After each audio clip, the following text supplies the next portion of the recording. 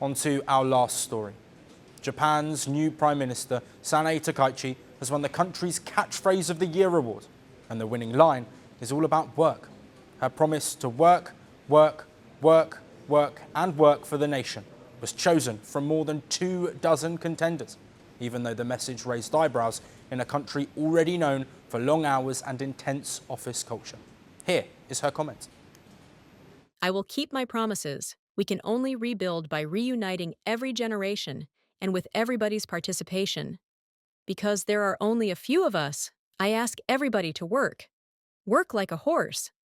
I myself will cast aside the idea of work-life balance. I'll work, work, work, work, and work. Takaichi made the remark in October, just before taking office, and urged fellow lawmakers in the ruling Liberal Democratic Party to follow her lead. She even said she wanted everyone to work like a horse, and that she herself would drop the idea of work-life balance. The comments drew strong criticism, especially from the lawyer who represents victims of karoshi, the word which means death from overwork.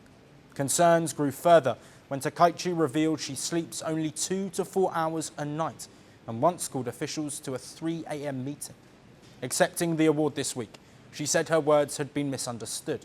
She insisted she was not encouraging people to overwork, but simply showing her own determination as leader. The PM said, and I quote, "I had no intention of encouraging overwork or to suggest that working long hours are a virtue," end quote. The shortlist for this year's Catchphrase Award reflected Japan's big themes in 2025.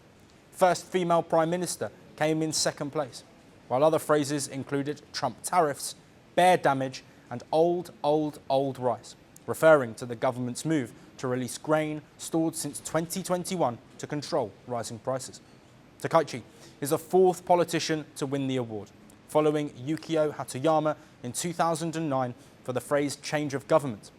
Her language made headlines again this week during a speech at an economic forum in Saudi Arabia. Quoting a dramatic line from the manga Attack on Titan, she told the audience to quote-unquote shut their mouths and invest everything in her. I understand that Japanese manga and anime are extremely popular in Saudi Arabia. Titles like Captain Tsubasa, One Piece, and Demon Slayer come to mind. But today, I'd like to borrow a famous line from Attack on Titan to conclude my speech. Just shut your mouths and invest everything in me. This drew laughter and surprise from attendees familiar with Japanese pop culture. The Prime Minister is currently under pressure to attract new investment as Japan's economy, the world's fourth largest, struggles with contraction and rising costs. They promised glory. They delivered fear. They shaped nations. They scarred generations. From brutal purges to propaganda machines, from stolen power to violent falls from the throne. Welcome to The Dictator, a series that strips away the myth and then exposes the men behind the tyranny. History remembers their power. Firstpost reveals their truth.